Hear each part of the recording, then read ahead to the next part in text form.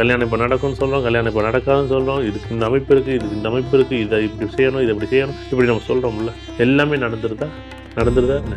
இது வந்து இயற்கை, ஜாதகம், கர்மா, தலையெழுத்து, விதி அப்படின்னு நம்ம சொல்லிக்குவோம். ஆனாலும் எனக்கு இங்கே இப்படி ஒரு சிக்கலான இடத்துல நிற்கும்போது மக்கள் இடத்துல நான் இருந்து பார்த்தா எனக்கு என்ன வலிக்கும் தெரியுமா?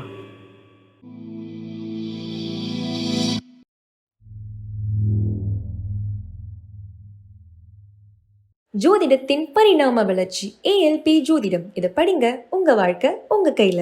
வணக்கம் சார். வணக்கம். ரொம்ப நாள் கழித்து திரும்ப ஒரு கேள்வி பதில் நிகழ்வாகவே கொண்டு போகலான்னு ஒரு யோசனை. ஏஎல்பி முறை உருவாக்கணும். நீங்கள் உங்கள் பாரம்பரியமாகவே 4 தலைமுறையாக நீங்கள் ஜோதிடத்தில் இருக்கிற ஒரு குடும்பத்தில் இருக்கீங்க. சின்ன வயசுலேருந்தே பார்த்துருக்கீங்க. அப்போது அவ்வளோ ஆழமான அனுபவம் இருந்த ஒரு குடும்பத்தில் இருந்தோம். ஏன் புதுசாக ஒன்று உருவாக்கணும்னு தோணுச்சு உங்களுக்கு? 80% மக்கள் வந்து எதிர்காலத்தை பற்றி அறியறதுக்கு ஆசை இருக்குது. அதில் ஒன்றும் மாற்றுக்கிறதே கிடையாது. இந்த நம்பிக்கை சார்ந்த அடிப்படையில் அவங்க நம்மள்ட்ட வந்து பார்க்குறாங்க. ஒரு கேள்வி கேட்குறாங்க, சார் வீடு கட்டலாமா, இடம் வாங்கலாமான்னு ஒரு கேள்வி கேட்குறாங்க. நீங்கள் வீடு கட்டலான்னு சொல்கிறீங்க, இடம் வாங்கலான்னு சொல்கிறீங்க, கார் வாங்கலான்னு சொல்கிறீங்க, வேலை கிடைக்குன்னு சொல்கிறீங்க. இது எவ்வளோ சதவீதம் நீங்கள் நடந்துச்சுன்னு நீங்கள் நம்புறீங்க? நான் கேட்குற கேள்வி கரெக்டாக சொன்னால் நடக்கும்னு நம்பிக்கையில் போகிறாங்கல்ல. கன்சல்டேஷனுங்கிற ஃபீஸில் ஒரு பணத்தை நம்ம வாங்குகிறோம்ல. கன்சல்டேஷன் பணம் வாங்கினது பிறகு அவங்க காலத்தையும் விரயம் பண்ணுறோம். நம்ம என்ன பண்ணுறோம், இப்போ இது நடக்கும்னு சொல்கிறோம், இது நடக்காதுன்னு சொல்கிறோம், இது வேணும்னு சொல்கிறோம், இது வேண்டான்னு சொல்கிறோம், இடத்த விற்றுருங்கன்னு சொல்கிறோம், இடத்த வாங்குங்கன்னு சொல்கிறோம், கல்யாணம் இப்போ நடக்கும்னு சொல்கிறோம், கல்யாணம் இப்போ நடக்காதுன்னு சொல்கிறோம், இதுக்கு இந்த அமைப்பு இருக்குது, இதுக்கு இந்த அமைப்பு இருக்குது, இதை இப்படி செய்யணும், இதை இப்படி செய்யணும், இப்படி நம்ம சொல்கிறோம்ல. எல்லாமே நடந்துருதா என்ன? இல்லை. எனக்கு இங்கே இப்படி ஒரு சிக்கலான இடத்துல நிற்கும்போது மக்கள் இடத்துல நான் இருந்து பார்த்தா எனக்கு என்ன வலிக்கும் தெரியுமா? நிறை குறைகள் அப்படின்னா எல்லாத்துலையும் இருக்கும். நிறை குறைகள் இல்லாமல் இல்லை. இது வந்து அப்படியே வந்து எல்லாமே வந்து கடவுளோ, மகானோ, ரிஷியோ, முனிவர்களோ இங்கே கிடையாது. ஆனாலும் ஒரு பாமர மக்களுக்கு ஒரு அறுதிட்டு நம்ம சொல்லக்கூடிய இடத்துல நம்ம நிற்கிறோம். அப்போ நடந்த நிகழ்வுகள் ஒரு பக்கம் இருக்குது, நடக்காத நிகழ்வுகள் ஒரு பக்கம் இருக்குது. உங்களுக்கு வீடு வாங்குவீங்கன்னு சொன்னால் வீடு வாங்கலை, நீங்கள் வெளிநாடு போக மாட்டேன், நீங்கள் வெளிநாடு போயிட்டீங்க. ஏன் இவர் போனார், இவர் ஏன் போகல, இவர் ஏன் வீடு வாங்கினார், இவர் ஏன் வீடு வாங்கலை? நடக்காத விஷயங்களுக்கு நான் ஒரு கொஸ்டின் மார்க். அப்போ இதெல்லாம் நடந்துச்சுன்னு ஒரு கொஸ்டின் மார்க். ஏன் நடந்துச்சு? நீங்கள் சொல்லியிருக்கீங்க நடந்துச்சு, சொல்லலை இது நடக்கலை, சொல்லலை நடந்துச்சு. அது கரெக்டாக இருந்தது, அதை பற்றி கேள்வி இல்லை. விதி பிரகாரம் இருந்தும் ஏன் நடக்கலை? இது வந்து இயற்கை, ஜாதகம், கர்மா, தலையெழுத்து, விதி அப்படின்னு நம்ம சொல்லிக்குவோம். ஆனாலும் வேலை கிடைக்குன்னு சொன்னீங்க, வேலை கிடைக்கல. ஏன் வேலை கிடைக்கலைங்கிற ஒரு கேள்வி மட்டும்தான் என்னுடைய பதில். கடவுள் வந்து ஏதோ ஒரு வகையில் ஆசீர்வாதம் பண்ணி தான் ஒவ்வொரு மனிதனை வந்து இந்த காலகட்டத்தில் இன்னார் மகளாக பிறக்க வேண்டும் என்பது தலையெழுத்து. இப்படி நம்ம இருக்கும்போது நம்ம வாழ்க்கையில் இந்த நிறைகுறைகள் இருக்குல்ல, இந்த நிறைகுறையில் எங்கெங்கெல்லாம் விதிகளோட பொருந்துனுச்சு. ஒன்றும் இல்லை, என்னுடைய நண்பர் வந்து இவனுக்கு கவர்மெண்ட் வேலையே உத்தியோகமே கிடையாதுன்ட்டார், ஒரு ஜோசியர். ஆனால் அந்த பையன் கரெக்டாக 26 மாதத்தில் கவர்மெண்ட் போஸ்டிங் கிடைச்சி இன்றைக்கி வரைக்கும் எனக்கு தெரிஞ்ச ஒரு 18 வருஷமாக வேலை பார்த்துட்டு என்னை இன்றைக்கி பார்த்தாலும் சொல்லுவார், மூர்த்தி அவர் சொன்னார்ல எனக்கு கவர்மெண்ட் வேலை கிடைக்காதுன்னு, இன்றைக்கி வரைக்கும் கவர்மெண்ட் வேலை. ஆனால் அவர் பெரிய ஜோசியர்.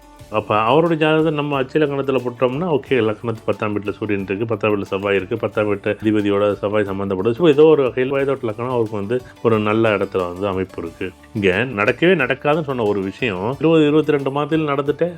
சரி சார், துல்லியம் ஆக்குறதுன்னா நீங்கள் என்ன பண்ணியிருக்கீங்க? ஏஎல்பியில் துல்லியம் சொல்கிறாங்கல்ல, முதல்ல கேள்வியை புரிய வைக்கிறது தான் இங்கே பெரிய விஷயம். நீ பதிலை புரிய வைக்கிறதே விஷயமே கிடையாது. எப்படி கேள்வியை முதல்ல உங்களுக்கு புரிய வைக்கணும். என்னென்னா, இது மக்கள் இடத்துலேருந்து நான் பேசுகிறேன். பொதுவாக வந்து நீங்கள் நல்ல ஜோசியர், கெட்ட ஜோசியர் எப்படி முடிவு எடுக்கிறாங்க? தாந்தவ மரம், அவங்க அப்பாவோட பிறந்த 3 பேர், அம்மாவோட பிறந்த 4 பேர், அக்காவோட பிறந்த 2 பேர், இது ஒரு கணக்கு முறைகள் இருக்குல்ல. கடந்த காலத்தை பற்றியான கணக்கு முறைகள் எனக்கு வேண்டாம். எனக்கு அதை பற்றி ஆய்வுகள் இருக்குது, அதை புத்தகம் இருக்குது, அதெல்லாம் நம்ம பரட்டலாம். ஜென்ம லக்கணத்து 3ஆம் வீட்டில் 2 கிரகம் இருக்குது, லக்கணத்து 11ல் 2 கிரகம் இருக்குது, மொத்தம் 5 பேர் பிறந்திருக்கணும், 2 தங்கும் 3 தங்காது அப்படின்னு நம்ம சொல்லிவிடுவோம். 9ஆம் வீட்டில் 2 கிரகம் பார்க்குது, 9ஆம் வீட்டில் 2 கிரகத்தோடு சேர்ந்துருக்கு, 9ஆம் வீட்டு அதிபதியோட 2 கிரகம் பார்க்குது, சேர்க்க இருக்குன்னா மொத்தமாக வந்து அவங்க அப்பாவோட பிறந்த 6 பேர் சொல்லிவிடலாம். இது வந்து ஜென்ம லக்கணத்துக்கு. ஏன்னா அதான் உங்களுக்கு எத்தனை பேர் அண்ணன் தம்பி அக்கா அப்படிங்கிறது ஒரு கையில் புரிய வைக்க முடியும். பிறந்த அன்னைக்கு மொத்தம் 3 பேர்னா 3 பேர். சப்போஸ் அவர் லக்கணம் மாறி இருந்துச்சுன்னு வச்சுங்களேன், ஒரு 4 வயசுலேயே ஒரு லக்கணம் மாறி இருக்கும். உதாரணமாக வந்து மேஷ லக்கணம் பிறந்தவங்க ரிஷப லக்கணம் வந்திருக்கும். அப்போ 3ஆம் வீட்டை பார்த்தீங்கன்னா 3 கிரகம் சேர்ந்துருக்கு, மொத்தம் 4 பேர் பிறந்திருப்பாங்க. இப்போ இந்த உறவுகளை பார்த்தீங்கன்னா அங்கே ஒரு கணக்கீடு இருக்கு. இதை சொல்கிறதெல்லாம் துல்லியம் கிடையாது. உங்களோட கேள்வி என்னென்ன முதல்ல புரிய வைக்கணும், அந்த கேள்விக்கான விடையை நான் தேர்ந்தெடுக்கிறது பாருங்கள், அங்கே தான் துல்லியமாக முதல் விஷயம் பிரிக்கிறேன். ஏற்கனவே தெரிஞ்ச விஷயத்தை என்கிட்ட சொல்கிறதுல என்ன பெரிய பெருமை இருக்குது? எனக்கு தெரியாத விஷயங்களுக்கு விடை தரும்போது தான் அது ஒரு அர்த்தமே ஆகுது. சார், துல்லியம் அப்படின்னு சொல்கிறோம். நிறைய பேருக்கு அவங்க மனசில் என்னென்னோ ஒரு கற்பனை வச்சுக்கிட்டு அதெல்லாம் துல்லியம்னு எதிர்பார்ப்பும் இருக்குது. இப்போ துல்லியம்னு நம்ம எதை சொல்கிறோம்?